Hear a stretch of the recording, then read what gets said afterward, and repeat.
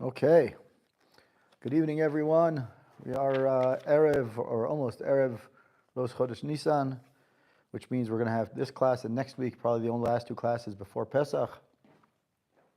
No, not the Thursday night before Pesach, which is in 2 weeks. Probably not have a class because it's B'dika Chametz and everyone's going to be busy with their things at home. So we're going to try to get in some classes for around Pesach and the Haggadah. So with that in mind, we're going to try to do, first we'll do Torah Bet in the Haggadah Shel Pesach. It usually is found after, at the end of Shmot, or towards the end of Sefer Shmot, around B'Shalach Yitro time, around the area of B'Shalach Yitro is the Haggadah Shel Pesach. Let me just see the blue version there, Ellie. Yeah, sure. I want to see where it is. In the blue version, that's this version, which is the Menukad. It's featured here. Haggadah Shel Pesach is, here's the Haggadah. So we can, let's see here, Haggadah Shel Pesach, Shalach. No, where's the Haggadah? Oh, here. Okay, so it's right before B'Shalach is the Haggadah Shel Pesach area. So we're going to do Drush Bet in the Haggadah Shel Pesach because we are, this week and next week are probably the only two opportunities for us to learn before Pesach. So we'll try to cover as many as we can. Around Torahs, the Torah of Haggadah Shel Pesach are, like I said, is in this version. It's it's right before B'Shalach, in between Bo and B'Shalach is Haggadah Shel Pesach. So we're going to Drush 2. Drush 2 says, we know that most mitzvot have a purpose, have a reason that in theory can be understood. For some mitzvot, there's no clear reason, and those are called a chok or chukah. So those are called a decree, a chok, and it means that we have to obey the mitzvah, and we have to observe the mitzvah, but even though there's no reason, we still have to observe it. The classic one is obviously Zot Chukato Torah, the one about the Kedusha and Tahara, the Ephar Para Aduma. So it says, Pasuk Zot Chukata Pesach. The Torah says in this week's, not this week, in Bo, in Va'era Yud Bet, Pasuk Mem Gimel, it says Zot Chukata Pesach. Hiksha Mate Aaron b'Shem Ashla. Then Mate Aaron asks in the name of the Shla Kadosh, Lama Korban Pesach Nikra Chok. Why is the Korban Pesach called a Chok? Right? The Shla answers the question, Mishum dekaiman la Pesach lo yachel b'shnei mekomot, v'lo yidalek mibayit lebayit, v'asvar hu lefech sharei Pesach Hashem al abayit, v'aya lehem lechol ad rabbe kama mekomot, v'chuzeh chok. So the Shla Kadosh has a very classic answer. His answer is, what would we think? We would think that because the Korban Pesach, is to remind us or to remember the fact that Hashem skipped over various houses. We shouldn't have the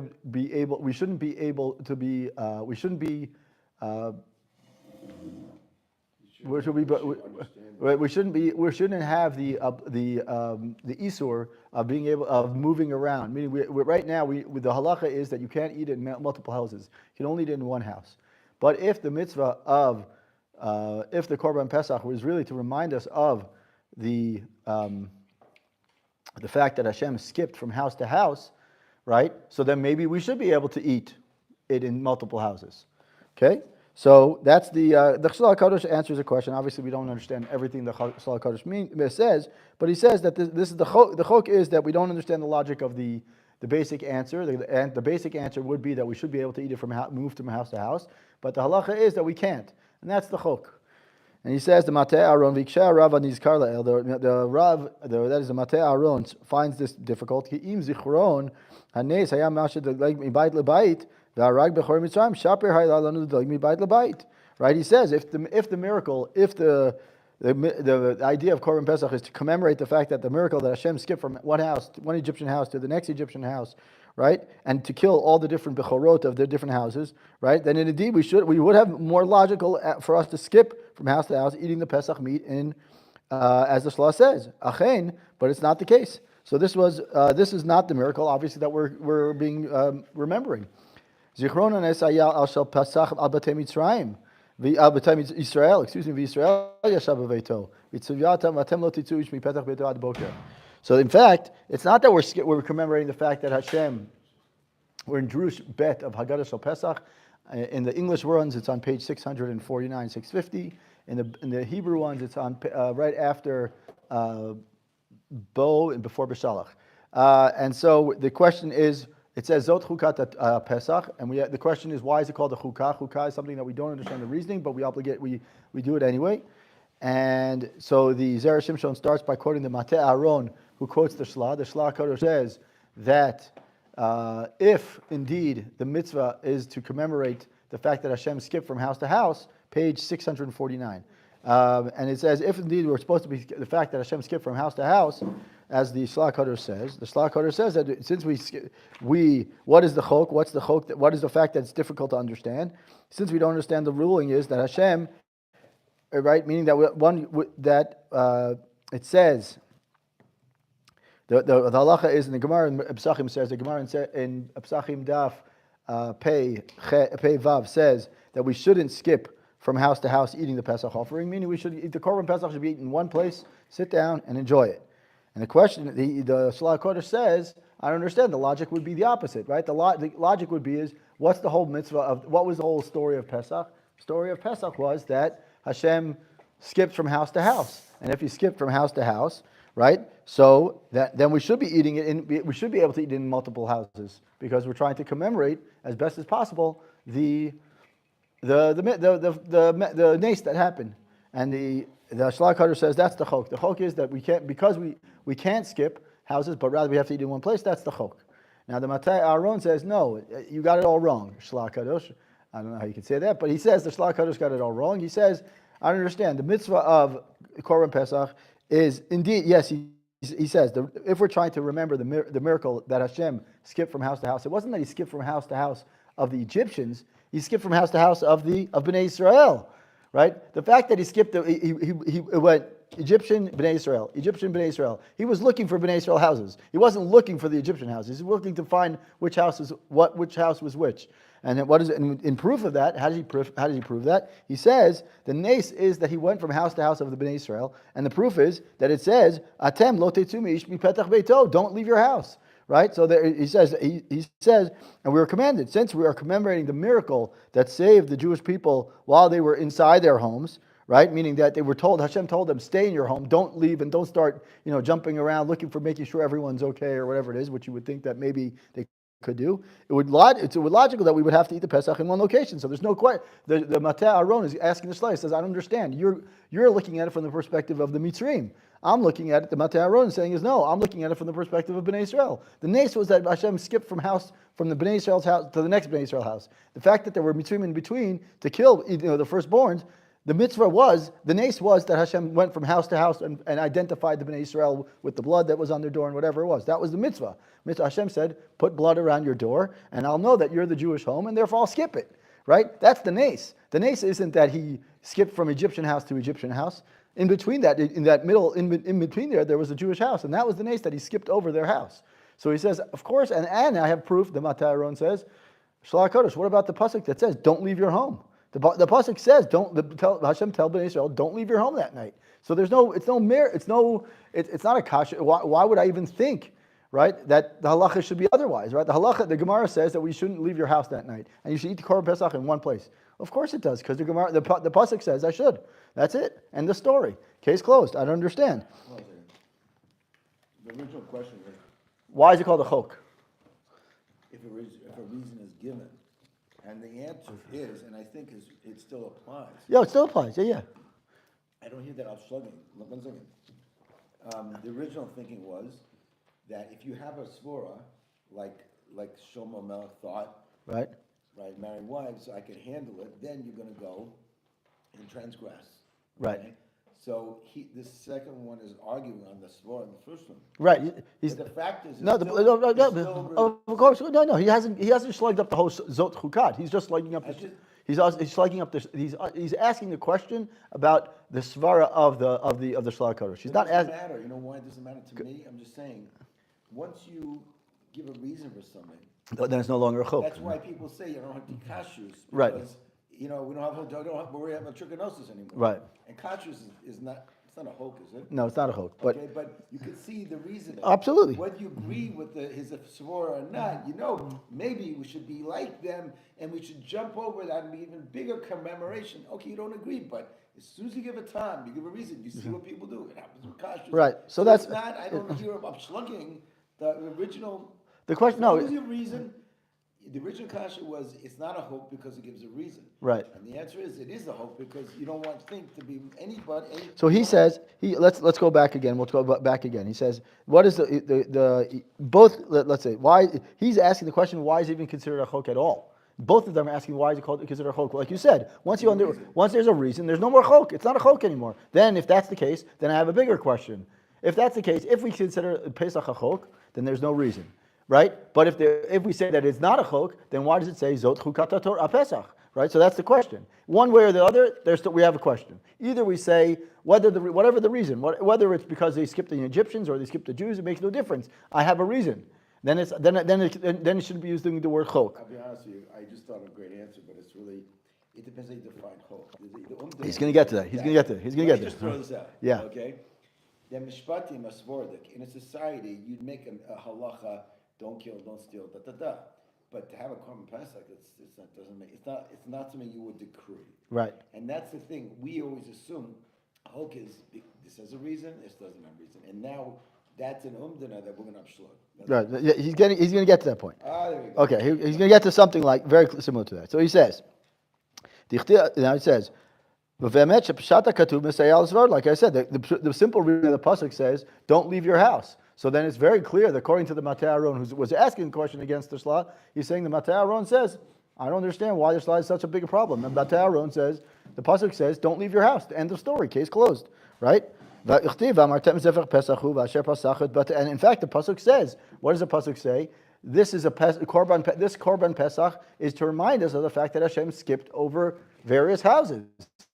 So why is the Shla HaChodesh coming up with this other kind of thing? I don't understand why you have to do that. The pasuk says clearly, "Asher pasach al batenu itzil," right? Shenireh sheikar nes haya shitzil b'nei batenu v'adayin kasher b'makoma umedet lama apesach nikra chok. He says either way, whatever you look, whether you go according to the Shla HaChodesh's opinion or you go to the Matei Aaron's opinion and you look at the psukim and whatever it is, either way you look at it, no matter how you slice it, I still have a question as to why the korban pesach is called a chok. Right? However you look at it, it doesn't make a difference. Both questions are very respectable questions. He says, but the Zera Shimshon is asking, I don't get it why it's called a chok. So he says, V'nirei elomar, and like this is exactly what you're saying. The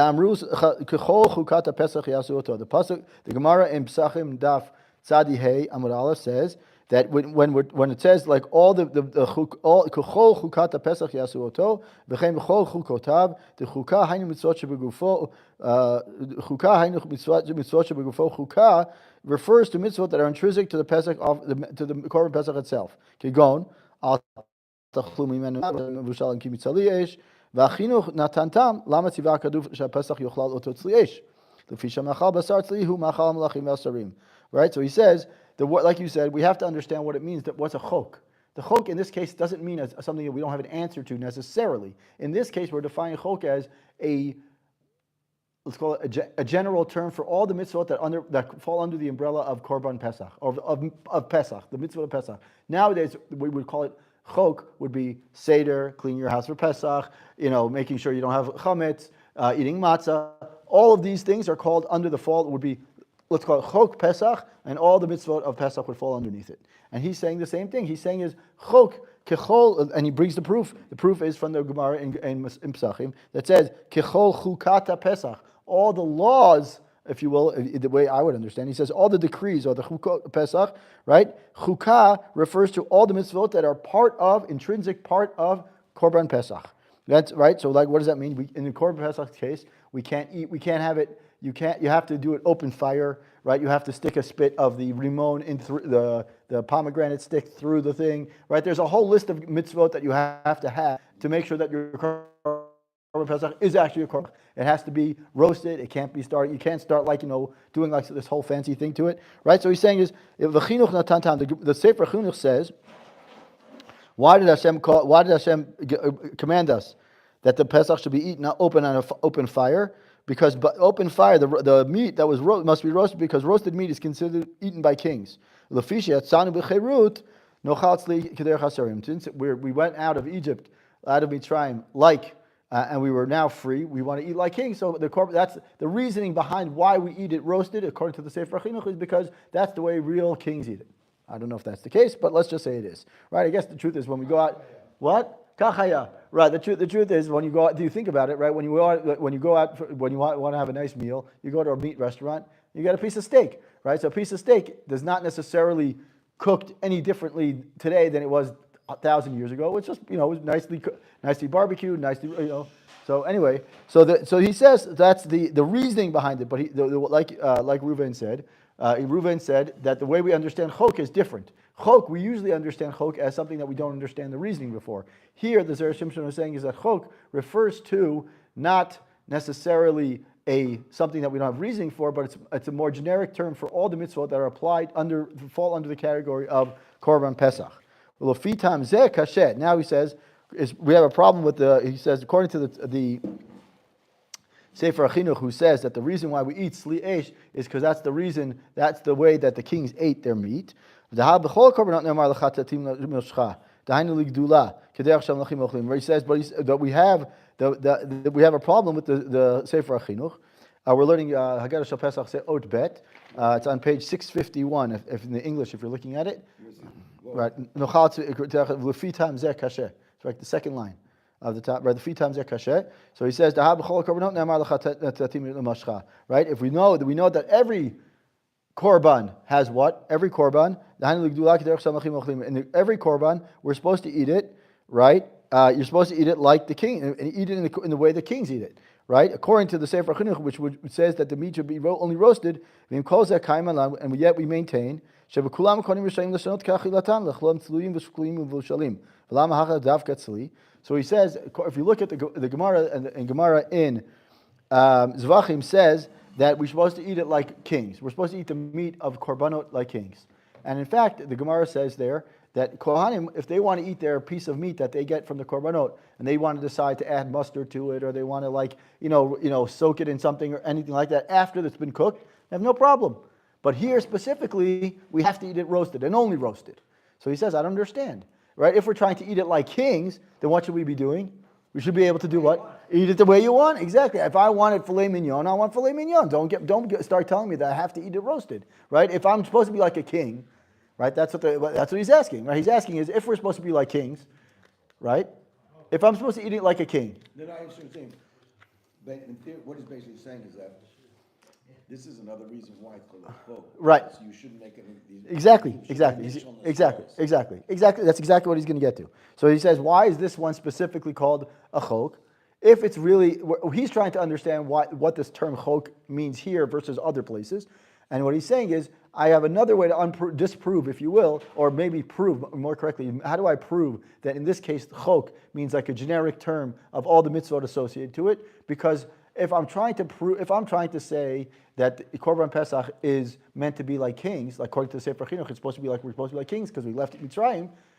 All the korbanot, the kohanim are supposed to eat it like they want to. They want to eat it, with a barbecue sauce on top. Go for it, right? So if that's the case, then why do I have to make a specific mitzvah or make a specific statement in the Torah to say that I have to eat it only roasted? That's the chok.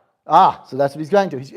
We keep on proving that there's all the reasons he's going to go through. He's gone through several reasons, potential reasons, and all those potential reasons are not real reasons, and therefore he's saying is the chok here is something like it's different. In other words, that's what he's trying to get to. So he says, the Sefer HaChinuch gives another reason why Korban Pesach must be roasted. Even eating roasted meat is obviously a much faster way to eat, right? If I put my piece of meat on the barbecue, it's going to cook much faster than if I start, when you smoke meat, what happens when you smoke meat? It takes like 8, 10, 12 hours to make your meat. What? Ben destroy. That's right. Ben destroy. Right. So he's. How do you cook it? He threw it on a piece on the fire for a few seconds, and he ate it. Right. So that's the point. Is that they were rushed. So the only way to eat it is really to roast it, right? Or to barbecue it, if you will, right? There's nothing fancy about Well, it. like you're roasting, it's no water. It's Right, just straight shred and fly, right. So exactly he said. He says, no, he says the second reason the Sefer Chinuch gives is because what? Because we were in a rush. And they didn't have time to start playing around with it and, sticking it in a pot and pan with all the vegetables that we usually make a roast with. Then we have a second question. What's the second question? I have a question. Who's getting hungry for the Korban? Who's getting hungry? I hope there's Not just hungry stuff for the Right. Pesach. I'm getting hungry or something. Right, so he says, Lama asar lem lechol na. Right? The hainu she'ein mivushal yafeh, ein mivushal yafeh. Halo adrabah. Right? What? Right? Eat it raw, or at least quick flat. What they call in cooking terms, flash pan. Flash pan. You just Minute steaks. Yeah, right. Exactly. You throw it on the throw it on the grill for 5 seconds each side, and it's cooked. Give it a little sear, and you're done. Right. So that is what is he saying here? Is if I right, what's the problem with that? The idea is what's the reason? What's the problem? The Zera Shimshon is asking the Sefer Chinuch. The Sefer Chinuch saying is the reason why we eat it roasted is because we didn't have time. Well, no, that's not right. Because if we were trying to commemorate, we didn't have time. What should we be doing? Eating it basically raw, right? But the Gemara, what does the Chumash say? Lo tochlunu menena. Davka not to eat it raw. So that doesn't make sense either. So right? So he says, since both reasons of the Sefer Chinuch are problematic, we can understand why the Korban Pesach is called a chok, right? The first reason of the Sefer Chinuch is problematic. What's the difference between Korban Pesach and other korbanot? That the korban in all other korbanot, right? Just like we say, right? In all other korbanot, right? What happens? We're allowed to do whatever they want to it because that's the way the kings eat it. They're allowed to eat it the way they want. So that doesn't work. That disproves the first question. The second question is, right?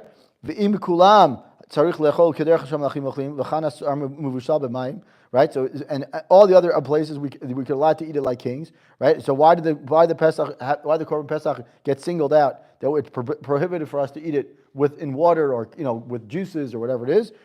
The second question is also problematic of the Sefer Chinuch. Why is there prohibition to eat it raw? I'll ask you a question. Go for it. We're doing if this. How did they actually eat it when they left Mitzrayim? They The- probably did sleep. Right, they probably did sleep, but it was like a very fast sleep. Sleeves and sleep. Right, so that's what that. But the point is that Well, wait a second. It's not true because they had to have they eat it. How far before they had to go? How much time before? the night before, Night, yeah. the night before, So they know. Did they know when they were going? they knew they were going. But Sure, right, right. right, You could still have a nice slow cook and have right. But that's the point. But the point is, you could have a slow cook, but next morning you leave it, so you could eat it all night. It's not to have to roast it then. No. right. So that the point is either whatever we cooking method we choose, something doesn't make sense here about all these The reasons. Lamdish way of looking at it was there Elazar ben Azariah, Rabbi Akiva, was there Chatzos, Lifnei Chatzos? It's irrelevant. It's of Korban Pesach before It's irrelevant of what were there probably. The question is it's irrelevant of what way we decide to cook it. The question is all these halachot of Korban Pesach prove that we've just disproven a good number of the reasons behind it. One, the Shlach HaKadosh and the Matei Aaron say that we're not allowed to. One says that it's to commemorate the fact that Hashem skipped over the Egyptian houses. One says it's to commemorate the fact that Hashem purposely skipped over the Jewish houses and told us we have to stay in our home. Whichever way we look at it, all these questions that the Zera Shimshon is asking further proves the fact that it's a chok.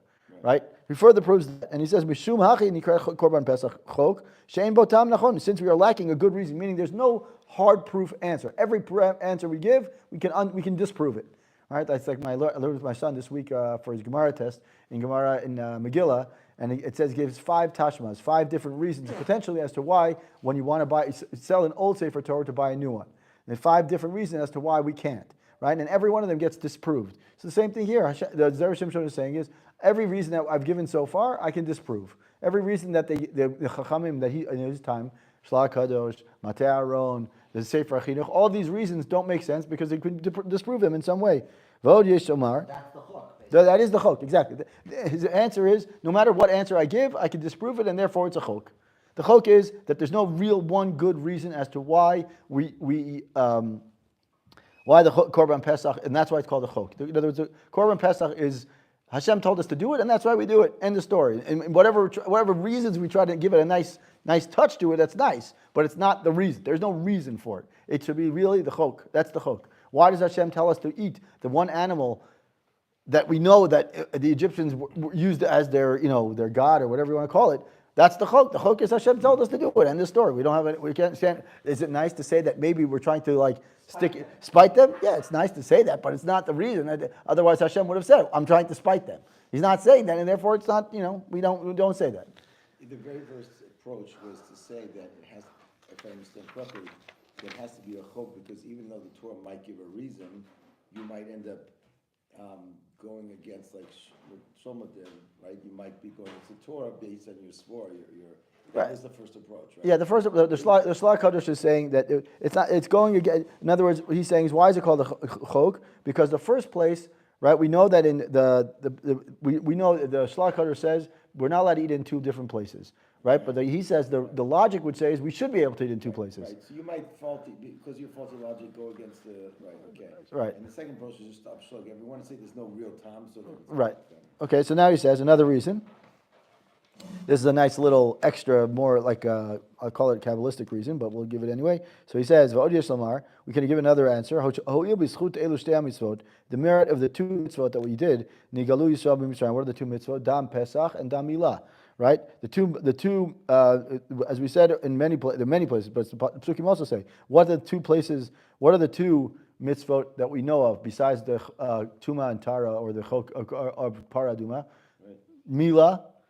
And most people don't know that they had to do bris milah, because it says right, of course. So he says lo yochal ba. Right, it says lo yochal ba. So he says korban Pesach and korban Pesach and brit milah are both what? chok. Okay. Right. In other words, it's nice to say that Avram Avinu at 8, circumcised his son at 8 days or 13 years, whatever it was, or 100 years when he was old. Right. That just tells you that he did it. That doesn't mean why he did it. Right. Hashem told him to do it. He did it. End of story. Right. So korban Pesach and brit milah are both considered a chok, as it says Vayamidei Yaakov l'chok. Hashem tells. Right, Brit Olam. The main part of the Geula was the fact that we had. That Hashem outstretched a strong hand and outstretched his arm, right? The Hainu mitzad gvura, which is a mistake. That means that there's a gvura. What's the gematria of gvura? Who can tell me? Matayim. Gimel bet is chamesh, vav is 11, plus 16, 216. Very good, very good. He's right. Gvura, the gematria of gvura is 216, and also when we look. 216? Yeah? Now you'll take Ramah. No, not at all. Anyways, 208. Anyway, so he says, and if you look at the psukim, there are three psukim. There are three psukim. It's called Vayesa, Vayavo, Vayet. Those are the three. There's these three psukim, right? And they are all combined. Those are the three. Those three psukim are known. They're known. Like they're just. There's a lot of kameot that were written in the olden days. Now, not nowadays anymore. There's a kameot that were written with those. What were the words? Vayisa, Vayavo, Vayet. There's three psukim, one after another, that each one altogether have 216 psukim. Af Pesach nikra chok. Right. So he says even therefore Pesach was also and as well as Brit Milah is called a chok. Shebet pamim chok hem. So chok is 108. Which is 216. Oh, nice. You know why I thought Yitzhak? Because if you add the Shmini, then you get 216. There you go. So he says, "V'chein hu rashi tevot kol dodi dofek." Kol dodi dofek is what? The first letters of kol dodi dofek is 108. Right. So he says, right. So that's right, and he says the shir person that refers to the kol dodi dofek. 108. So he says bet pamichok. So where did you get the kol dodi dofek? So why is that 218?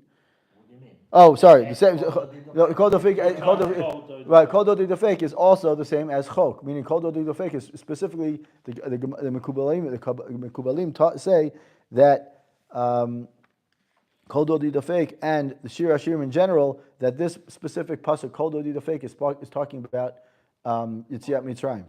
It's talking about Yetziat Mitzrayim in general. So what this answer is not really an answer. It's more like just a nice, like this. It shows you that Hashem, in order to express His love to us in such a golus, Right. has to use strength. Right. That's exactly what Not he's saying. political of it, but Right. Yeah. No, he's not right. He's He's strong.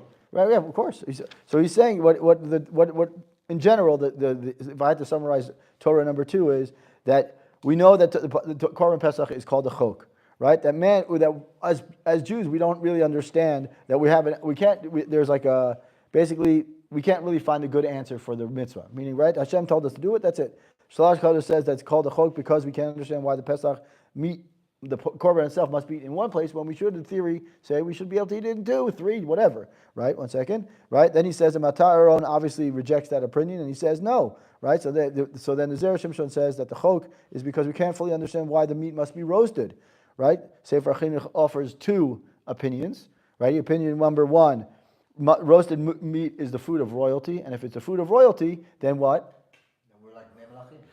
Right? It represents, and it also represents the speed in which the Bnei Yisrael left. In either which case, right? It says note that the first problem is Gemara says that the Kohanim must eat all their offerings the manner that kings eat it, which is whatever they want. And if the matzot that they ate were called lechem oni. Right. So you could say lechem shonim alav, but really. Right, it's poor breads, right. You're going to remind me when you're done. Okay, 1 second, so 1 second. So it allows them, the korbanot, a korban is allowed to eat their korban any way they want, which is the way the real kings eat it. Not the way that we have to be told that I have to eat it only one way. If I tell you only one way, that's not the way kings eat it. Kings eat it any of the way they want, right? And then the second reason is also problematic because the reason that does not, we say why do we eat the korban, we can't eat the korban Pesach when it's partially raw, right? When someone's in a rush, that's the only way you can eat it, right? In other words, if I'm in a rush, I'm going to eat something no matter what. I'll just eat a quick piece of whatever, right? So either which way, since both reasons are not sufficient enough to say that's the reason, both reasons are not good, and therefore it's called a chok. And then he says, at the end, he says that chok is alluded to, in other words, he says that both, what were the 2 reasons, or the 2 dam, that were mentioned in Mitzrayim, are mentioned in Mitzrayim, Dam Pesach and Dam Milah, and therefore, what? B'damai chayi, right. Both damai, right, it says b'damai chayi, b'damai chayi. We say it twice. It's based on a pasuk in Yechezkel, if I'm not mistaken. Hosea? Okay, all right, you could be right. B'damai chaya, right. Ve'avor lach b'damai v'ared mitwasech b'damai chayi, right. You live in your, and it says twice, and that's reminding us of Dam Pesach and Dam Milah, correct? And therefore, the Dam Milah, since both of them are chok, since we don't understand either of those, so those are the 2 chok, besides the Efer Paraduma, which is another chok, right? Those 2 are the real chukim of Pesach. And since both we don't understand, so we have to make sense. We don't have to. It's called a chok for no other reason because we don't understand it. To put it together with another chok, which is the Brit Milah, together to say that these are the chok, and that's why it's called Zot Chukata Pesach. The two chukot, chukim that go together with Pesach are Dam Pesach and Dam Milah. And both of them, even though it's nice to give answers, neither of them have a sufficient answer to say why we do it. We have to just say that they are chok. Paraduma is also chok, but what do we need in order to eat? What do we need in order to eat korban Pesach? What do you have to be? To be a tahor, right? That's why. By the way, halachically, even it applies halachically. What's the only of the 4 parshiot? 2 of them have to be back to back. And HaChodesh. Right? They have to be back to back. Why? Because once I'm in a state of kedusha, I'm ready. Then I can be ready to be chodesh. I can be chadash. Right? If I'm not, I can't take a break and say, I'm going to hold off for a second. I have to be. You reminded me, and you remind me also, that in the same way people don't know that they had the korban, they had the 2 bloods. Why? What's the reason why you eat matzah? Most of the time, most people say you have to left. Because you left, right. Didn't they eat matzah before they left? They're sitting there by the so next week, B'ezrat Hashem, next week when we 2 matzahs. the Zera Shimshon in Torah Aleph of Haggadah Shel Pesach has a long Not very long, but long, and you need to really have like a hold cup for a few minutes to understand it. But he basically says, I'll give you the short version next week, because I wanted to focus on number 1. You can see that's what I wrote here, 1, 2, and 3. Those are the 3 I wanted to do. Next week, Bezrat Hashem will do number 1. He talks about the fact that the reason why Bnei Israel started the matzah process in Mitzrayim, right? We didn't have to. We should be able to eat wherever we want. So the Zera Shimshon proves that. What do we know about what was Mitzrayim known for? It was for Tumah. Tumah is like chametz. Chametz and Tumah are obviously associated with each other. He said, Bnei Israel were told, Ushmartem et hamitzvot. Bnei Israel loved Hashem so much that they started the chametz process. They started the matzah process in chametz land, if you will, because they wanted to show Hashem. Now we're already here. They thought that they have to start They can't make chametz in. Pesach, they had to keep the sheep at the van at Yud. Yeah. Also, yeah. to start before. Exactly. So the point is that Hashem, the whole point here, what he's saying, what he says in this Aleph, in Torah Aleph, is that they wanted to start in. They understood that Pesach had to start in eating matzah in, let's call it matzah land, meaning outside of Mitzrayim, is no big deal. That's not a special thing. What's special about it is that he started eating it, making it here. You know, it's so weird and illogical.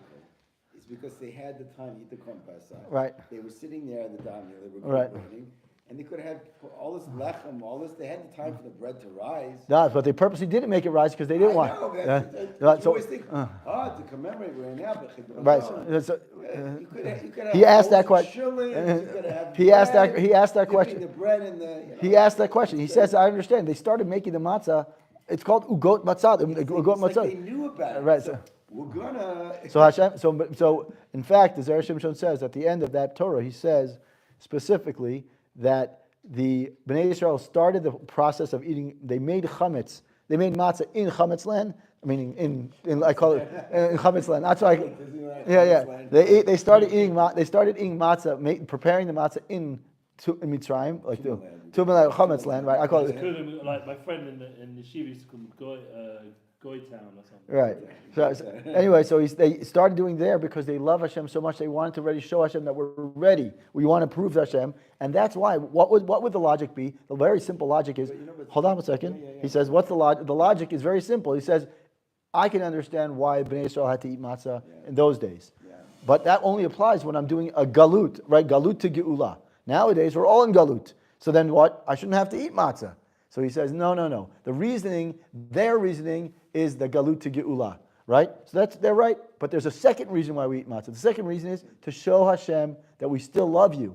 We still love Hashem. And that's what he says is the reason why we eat matzah now is not this, it's to commemorate the fact that we left, but more than that, it's to commemorate, it's to show Hashem that we still love you and we still want to keep the mitzvot the way they did then.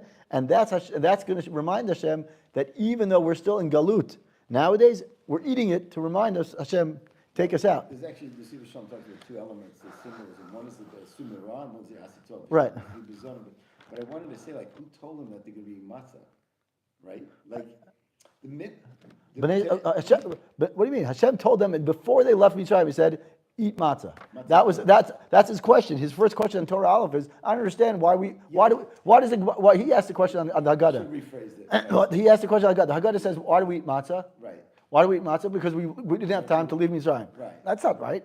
Right. Hashem told us to, a month before that. Right. He said. I'm eating this because I'm going to be fast, but I'm sitting here like this. Right. He says, I don't understand. That's not the right answer. Right. He says, I don't understand. That's the pasuk. He says the pasuk tells him in Perikut Bet. Hashem tells him, eat the Korban Pesach with matzah.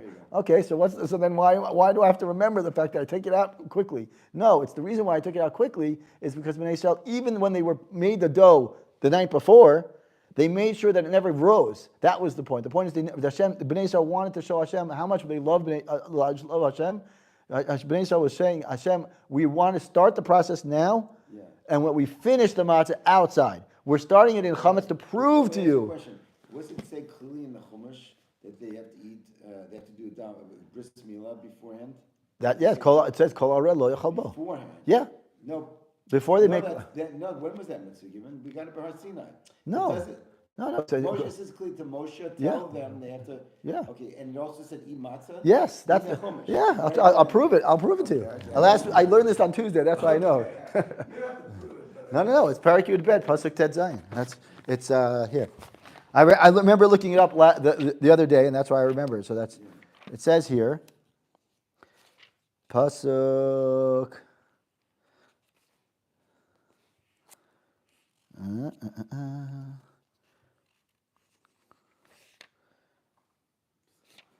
Oh, he uses the pasuk here. Okay, it's fine. It doesn't make a difference. So we're talking about Korban Pesach. It says HaChodesh hazeh lachem, which is this week's. We say it this week, and right? HaChodesh hazeh lachem. That's we're going to say that here, right? And he says in pasuk, it says there. Pasuk Chet already talks about it. It says V'achlut basar b'la'ezet tzli eish umatzot al meroim yochlu. Eat with matzah. Okay, that's talking about Korban Pesach, eat with matzah. So that was what? We already know the mitzvah of matzah is already there. Like, that's the beginning. It continues to repeat, and then it says, Lo al tochlu mimenu na, uvashel mevushal, you can only eat it, don't eat it raw. It's more of a kasha on the gutter. Right, exactly, yeah. For this reason, Right, exactly, that's what he's saying. Right, and he says, and then he says, Vayal dam lachem al batim, right? And then he says, he says, Shivat yamim matzot tochelu, you eat matzahs for 7 days. Okay, so then I know the mitzvah already 7 days. What's the right? And then he says, Ach bayom rishon tashbitu sor. I mean, on the first day you cannot have even leavened bread, right? So if you don't want to eat the bread, okay, fine. And then he says, where does he say it? Somewhere here it says that you have to a kol harei chobo. I have to find it here. Maybe it's not here. Of course, I can't find it when I need it, but okay, it's somewhere here. Anyway, so he says that you're right. The question is really on the Baal Haggadah. The Baal Haggadah gives us a nice reason. It's a cute reason, but it's not a good reason. I mean, the reason he says, I don't understand. The reason is very simple. I was told a month before or whatever. I was told a month before to eat matzah. So I'll eat matzah. What you tell me to eat? Tell me to circumcise myself. I'm doing that too. Like what? Well, that's what I'm saying. Like that's what the Gemara, the Chumash says. The answer he says he gives the answer is that what they did is that they. That the matzah like so many things in Pesach and the Seder, there's dual meaning. Okay, he says he proves the dual meaning, but the two meanings are matzah represents two things: shi'ubud, meaning the avdut, and the cherut. So the avdut part is the matzah of the Korban Pesach. That's the avdut. The Korban Pesach is to prove that we are no longer, in other words, to remind us of the galut. That's the first part, and then the other matzah that we eat. Meaning the matzah that we eat after that, after we leave, the one that reminds us of is the chipazon. That's the gula one. So he says that's the two parts, and therefore he says part one is no longer relevant because we don't have the Korban Pesach anymore. I'm going through Torah Aleph, but we'll go next week, Bezrat Hashem. So he says part one is no longer relevant because we don't have the Korban Pesach, etc., etc. But part two, which is the Geula part, is the one that we eat on regular. That's the one we're striving for. We're striving for the Geula one, so we always eat the Korban Pesach, and that's why we have a commandment to eat it for 7 days, right? Otherwise, why would we need to eat matzah for 7 days, right? We eat the first night because that's the mit and the nes, whatever. But he says we're saying Hashem, this is the Geula one, not the other one. That's the whole kind of thing. So, but we'll get to it another time. More? Let's see if we can get to. Let's go. See, squeezing through. What do you make it for last? Korbanot are essentially for king. Yeah. Tell you, this amount of that. There's no.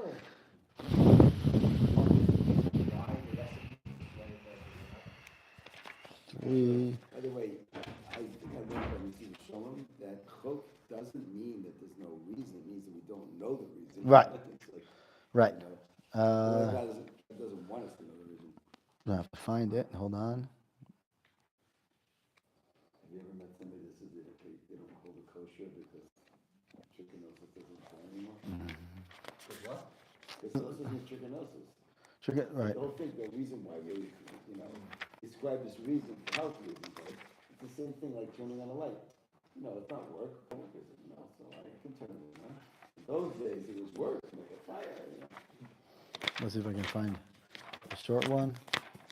All right, I was going to do Torah 3, but Torah 3 is a little longer than expected. So let's do Torah 6, page 698 in the English one. Torah Vav, which is page Daf Tafresh Pei Hey. Ered Mitzrayim Anus Al Pi Adibor. V'yagam Shem Melamed Shelo Yarad Yaakov Avinu L'Shtakeh B'Mitzrayim El Lagur Sham Shneimar V'yamru Al Paro El Paro Lagur Ba'aretz Banu Ke'im Yireh Latzon. Makshim Lama Lo Hevi Raya Akatuv Al Pasuk V'Ered Mitzrayim Anus Al Pi Adibor. K'mo Sh'asa V'Shar Chalukot V'Shar Ativot Shel Pasuk V'Im Tomar Shelo Yesh Raya Me'Pasuk. Yeah, Im Kein Minayin Lo. So the Zera Shimshon notices an irregularity in the Haggadah. Okay, the format of the Haggadah says that if you look, it says Vayered Mitzrayim, it says Anus Al Pi Adibor. Then it says Vayagor Sham, right? Then it says talking about Yaakov going down to Mitzrayim. It says Vayagor Sham, he moved down there. Torah Vav. It says that Yaakov did not go down to Mitzrayim permanently, but rather he went there just to live there temporarily. As it says, the pasuk says, we came down to Mitzrayim to live, to sojourn is what the English translates it to sojourn, meaning they came there to live there, but not permanently. They came to get their food for their flock, but not to really make a whole thing about it. Makshim. The Gemara, the Barbanel already asks the question, Lama lo hevi raya me'akatuv? Right? Why didn't he Piska Vayered Mitzrayim Anu Pi Adibor? Why regarding the pasuk it says he went down to Mitzrayim, right? Forced by Hashem told him that he has to go down. Meaning he was forced by Anus Al Pi Adibor means that Hashem forced him to go. What? Right, of course Hashem forced him to go down. Why does he go down? Why does he do that? And if you suggest that the Gada does not bring the proof, if it does not have proof from any other pasuk, and so how does he know that Yaakov is indeed forced to go down by the decree of Hashem? He doesn't understand why if you say Anus Al Pi Adibor, bring a pasuk. The pasuk tells him, right? He's saying there's an inconsistency here. I don't understand why it says that Anus Al Pi Adibor means that he was forced to do it. And if you say that he was forced, how does he know he was forced? We don't know that, right? We have no. He says that it doesn't make sense. It's not clear to him. It would appear that one can answer the Lord Tzarich pasuk urayalze. There's no reason for the Balagada to bring a separate pasuk for this. That was Yaakov was forced down to go to Mitzrayim. The Kavanata Magid he says that the Balagada is meant to do this. And his idea or his logic was this: the fact is that he went down to Mitzrayim was the force to decree. Nafkalan miyagor sham melamed shlo yarad shenemar vayomru al paro. Meaning we have come to the. He says that he went down. This whole pasuk, he says that he derives the whole idea that he was the force to go down to Mitzrayim from this pasuk. How does he know that? It says vayagor sham. Melamed, he teaches us that Yaakov did not he didn't settle in Mitzrayim permanently, but as it says, right now that we came down to live in the land, right? And we didn't because there's no place for our flock to graze because there's famine there, right? So he says, how does this prove that Yaakov was actually coerced to go down to Mitzrayim? Now he's going to bring a midrash to show in which Yaakov was actually brought to Mitzrayim. Mishum da'amrina b'midrash Rabbah. The midrash Rabbah says, "Vayosef hurad Mitzrayim." Yosef was brought down to Mitzrayim. That we know that, right? Mashal. The coerced Al-Pi Yeah. is really what? What? Meaning. Yeah, but what he's saying is, yes, Brit tells him that he was going to go down. The question is, why does it have to be this way? Okay, so he's going to ask the question. He says like this: Mashal. Right? There's a cow that people are dragging to the meat market, right? And he says, and of course it's not going to allow itself to be dragged. Masu, right? They bring the son of the cow, the baby cow, and the baby cow is walking in front of the mother cow or the father cow. And what's going to happen? By default, the mother cow or the father cow is going to follow the child because the child is, they take care. So too it says, against her will, without her consent. I'm going to pull Yosef down first, right? And Yaakov will go down. Against his will, without his consent. That's the midrash. The Yefei Torah asked, how did the Chachamim know that Hashem caused Yosef to be sold to down to Mitzrayim? Is an entirely natural manner. I mean, is this? Maybe it was just the Dilma Maseh Shaya Kachaya. Maybe perhaps the incident of Yosef's brothers, right? What will you know about the story? That was the story, right? That was like a more natural thing. We didn't have to start bringing Yaakov and saying, "Oh, the son comes first."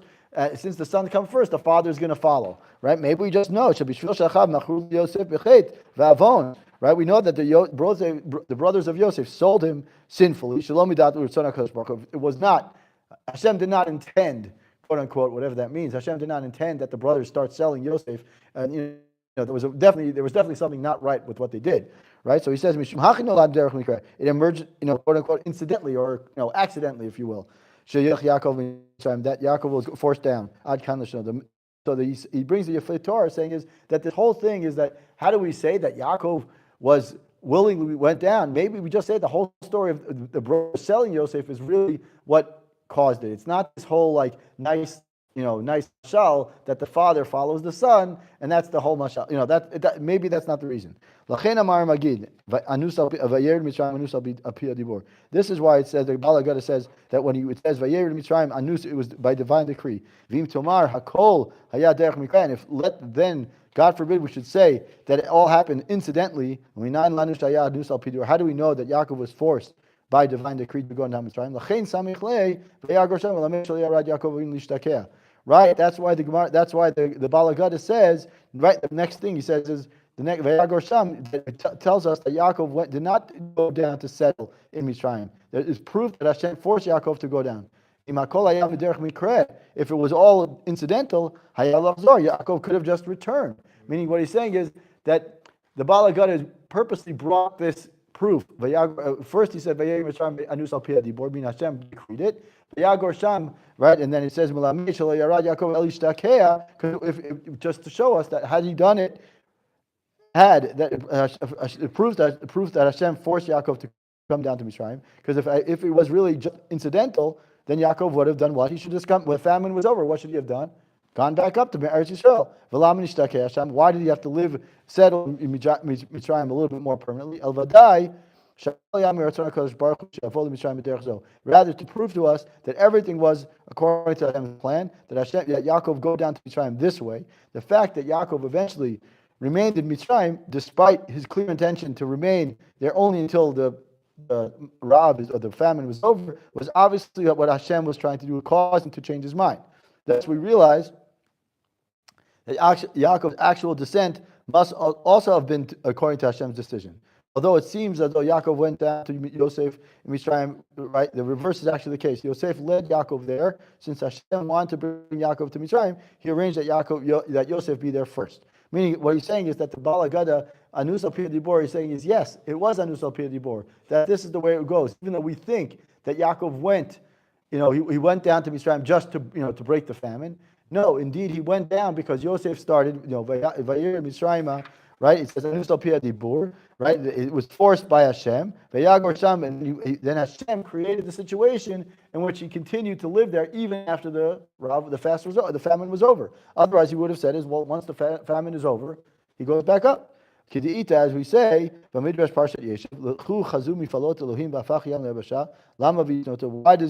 when we're talking about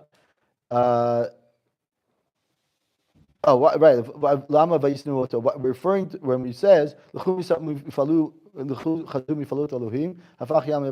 at the psukim of that parak in Tehillim, it says, why do we referring to this by referring to the splitting of the Kriyat Yamsuf as example of Hashem's awesome design, right? What does it say? The pasuk says that the splitting of the sea was for the Jewish people far in advance of the actual occurrence. Why did the Yosef brothers hate him?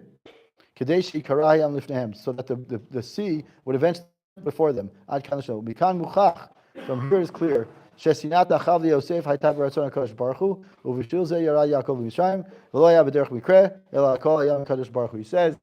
that he says the whole chain of events, even though we think that it's not necessarily Hashem's plan. How could it be that Hashem's plan was that the brothers of Yosef would hate him and this whole situation? But rather he's saying is this whole thing was Hashem's plan, even though it doesn't sound, and we don't understand Hashem's plan, and nor should we, right? It's hard for us to understand this entire thing, but the whole point here is what he's saying is that everything was Hashem's plan. From the moment that brothers got sold, to the moment that Yaakov went down, to the moment that, brothers sold Yosef. Yosef goes down to Mitzrayim. Yaakov follows suit. Everything was Hashem's hand in every part of it, and therefore it's not that it wasn't some nice happenstance or incidental situation, right? There's no such thing as a coincidence, right? It's that everything was from Hashem, and then we have to understand that. Once we understand that, then we can understand the whole story of Yetziat Mitzrayim as well. Good Shabbos. Good Shabbos, yeah, bro.